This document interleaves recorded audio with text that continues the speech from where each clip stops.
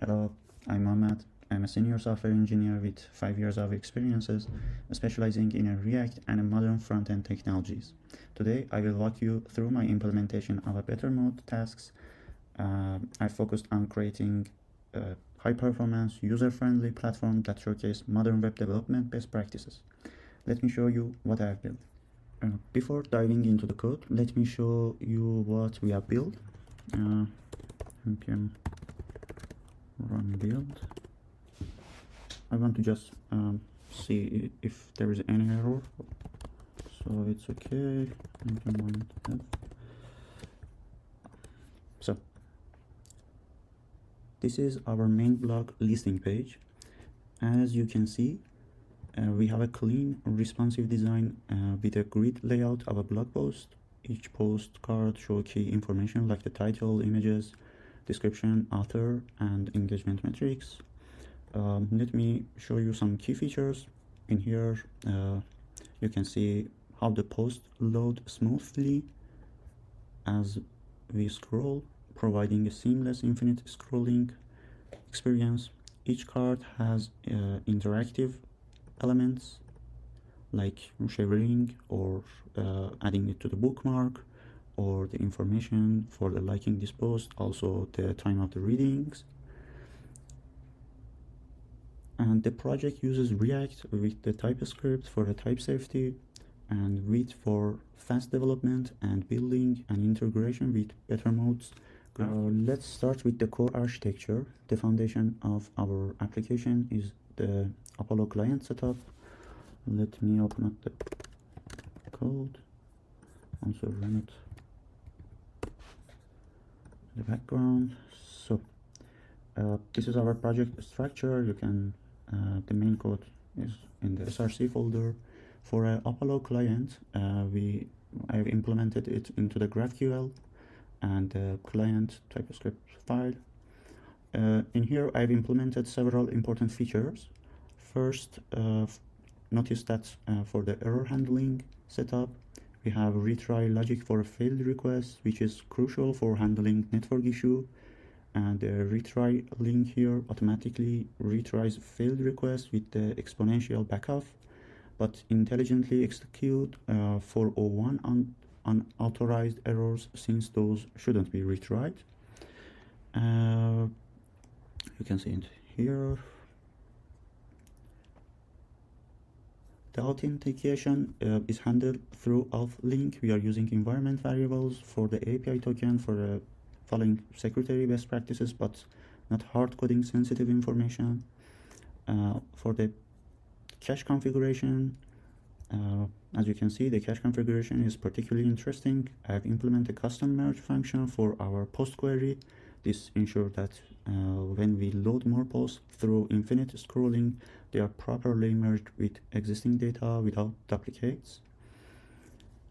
And also for data management, I open up the hooks page, and for data management, I've created custom hooks that encapsulate our GraphQL operations. This separation of concerns make our component clear and more maintainable. The use post hooks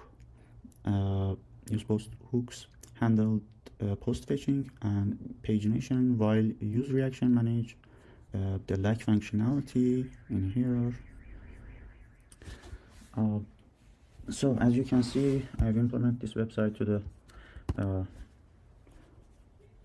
accessible online link. You can access it like from this URL, bettermode.netlify.app. And I want to show some request fetches in the network tab. For example, if I want to check some web logs, in here, as you can see, we only fetch the request to the needed data. We are not actually fetching many times. In here, we have the comment sections, also liking button, and the social media sharing. Also, we have the comment section. I've also added this 7 minutes ago, and I'm a big fan of it. طبق 16 podcast. For example, if I want to write a comment, this is a test comment. You can check the requests are sending in the network tab. As you can see, it's just feel snappy. If we while the API calls happens in the background, you can see the results in a second. In here you can see the informations of it. Also, I want to share my Apollo section for the cache. You can see the cache data before loading the full version of it. Also, I want to show you my several React specific optimizations. My components are memorized to prevent unnecessary re-renders, and event handlers are cached using use callback. For the motion, I've used the framer motion. Also for the heavy computations, I've used use memo, and also images are lazy loaded as you scroll.